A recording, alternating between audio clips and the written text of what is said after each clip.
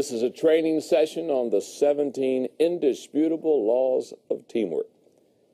During the 1990s, what I have found to happen is that leadership became a very prominent subject. If you went to the business community, they wanted to learn about leadership. If you went into the government community, they wanted to learn about leadership. If you went into the church community, they wanted to learn about leadership. If you went into any community, leadership became kind of the big deal. And in the 90s, I wrote the subject. If you went to the business community, they wanted to learn about leadership. If you went into the government, I wrote several books on the subject of leadership. In 1993, I wrote a book called Developing the Leader Within You, helping people develop themselves as leaders. As a complementary book, the year later, I wrote a book called Developing the Leaders Around You, kind of helping a leader develop leaders around him or her. And then in 1997, I wrote a book that was kind of a soft leadership book called Becoming a Person of Influence. Again, how to have influence with people, basically how to become a better leader with people. In 1998, I wrote a book that has become very popular, The 21 Irrefutable Laws of Leadership. This has been used major in the business community, government community, the church community.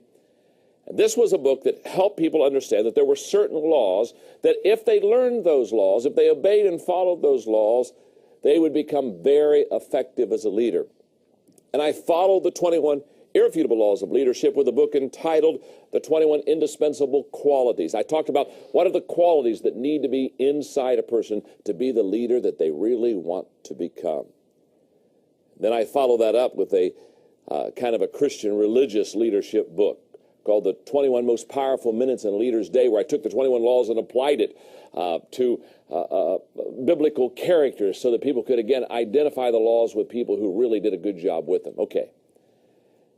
One thing that I found very interesting as I taught this decade of leadership is that as leaders grew, as leaders learned, as leaders matured, as leaders developed, I found that they began to ask themselves not only how can I lead better or how can I develop people around me to lead better, but they began to talk about teamwork because they found that nobody is a leader in every area. For example, the 21 Irrefutable Laws of Leadership, most of the audience here, how many of you have the 21 Irrefutable Laws of Leadership? Oh, this is very good. Now, keep your hands up, keep your hands up, keep your hands up. The people that have their hands up now in this room are truly the great leaders in this room.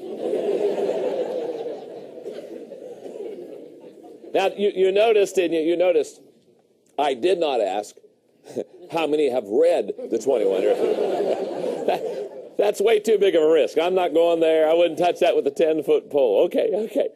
Now, anybody that has read the 21 Irrefutable Laws of Leadership, the first thing they come to the realization is that they're not good in all 21 laws. Is that not true? Let me just ask you, how many of you probably fell a little short in at least 2 or 3 of the 21 Irrefutable Laws? Okay, thank you very much. Now, the reason I asked that question, and the reason there's such laughter in the audience is because anybody that takes the 21 Irrefutable Laws of Leadership book and begins to dissect and learn those laws understands quickly that in some laws they excel and in some laws they do not. Now, that's where teamwork comes in. You see, what I have found is that the moment we realize that we do not do well in all of the leadership laws, the next question is then, who does well in a leadership law that I don't do well? And all of a sudden, there begins to be what I would call this urgency to develop a team. Does that make sense? Because teamwork matures, teamwork takes leadership and allows it to be what it really needs to become. Now, this is going to show my age, but there was an old commercial, I don't know, maybe 10 years ago, on Bo Jackson, who played 2 sports. Remember, he played football and baseball, and it was kind of I think it was a Nike commercial, kind of a bow nose deal, and basically, how many of you remember the bow nose? Okay, well, most of you as old as I am, okay. Well, you know the story of how supposedly it was kind of a tongue-in-cheek thing, that Bo knows everything, and so Wayne Gretzky says Bo knows hockey, and obviously, the obvious conclusion of the commercial was, even Bo Jackson doesn't know everything. And the conclusion that any person that studies leadership will come up to, if they really understand leadership, is that it's obvious that you aren't a good leader in every area.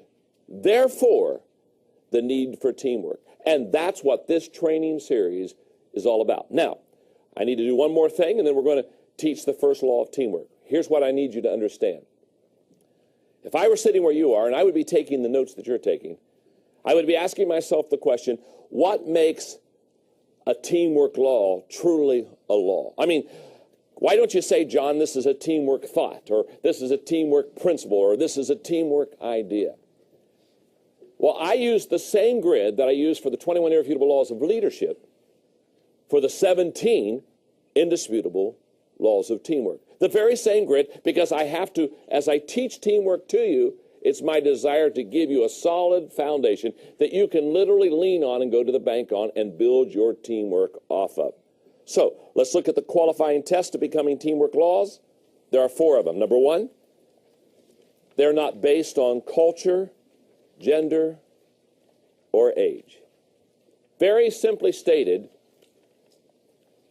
they're not limited to a gender, they're not limited to an age, they're not limited to a culture.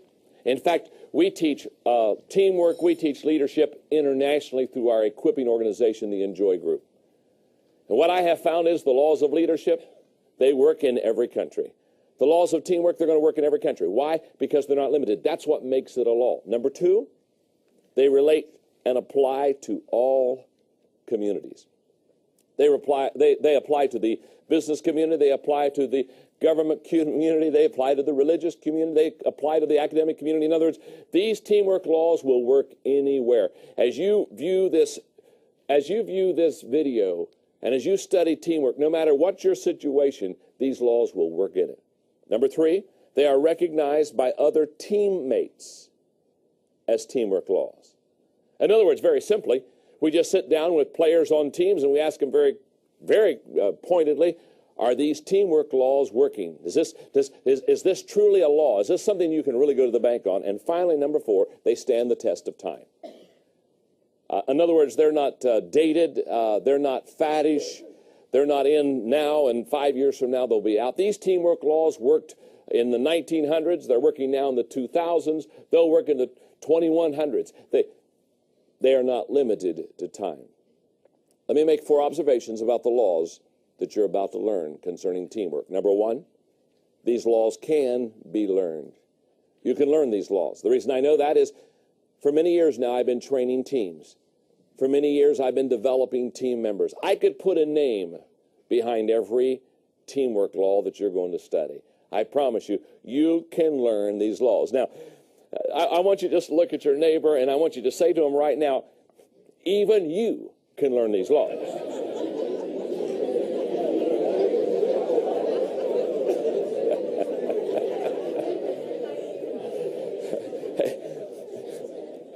Doesn't that give you great hope, huh? I mean, think about it for a moment. That person you brought here today, that you were not sure you could ever make anything out of. You even paid their way. You bought the ticket because you thought, you kept asking yourself, is there any hope? That person you're seated beside right now that you perhaps up to this moment thought there was no hope. I've got great news for you.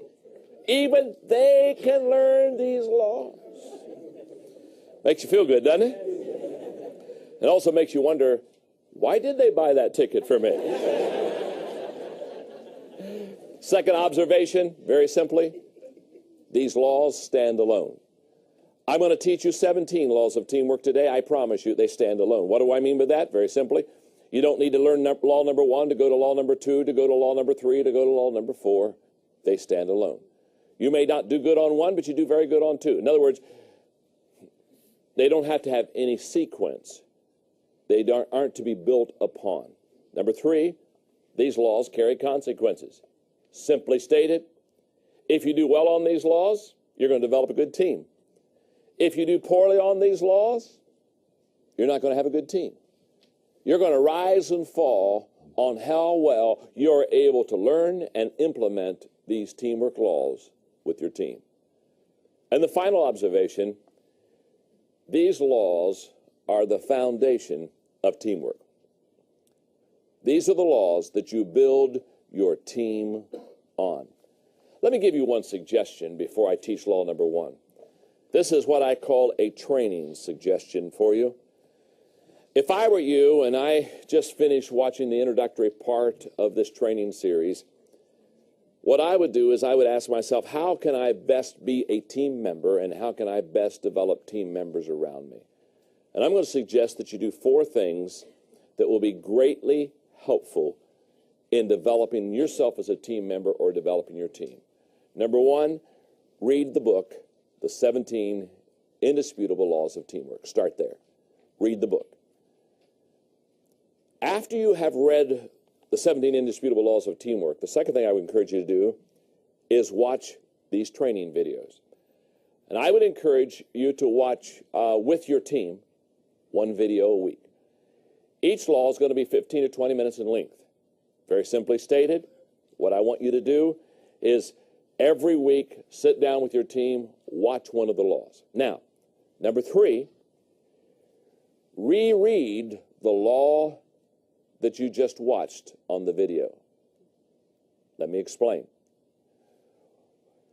As you have now watched me teach it on video, go back to that law, and you have probably 7 days before you go to the next video, the next law, the next training session. Take those 7 days and work that law in your life. Ask yourself questions like, how well do I implement this law of teamwork? Ask yourself the question, how well do the people around me implement this law of teamwork? In other words, give yourself 7 days to practice the law that you just watched. And then finally, number 4, apply this law not only to your life, but teach it to someone else. Now, you're watching the videos perhaps as a team. Maybe you have a business that you're in together or whatever. You're watching as a team. But what I want to encourage you is take this law and go to somebody who's never seen the law or heard the law and teach them what you're learning and practice what you're doing.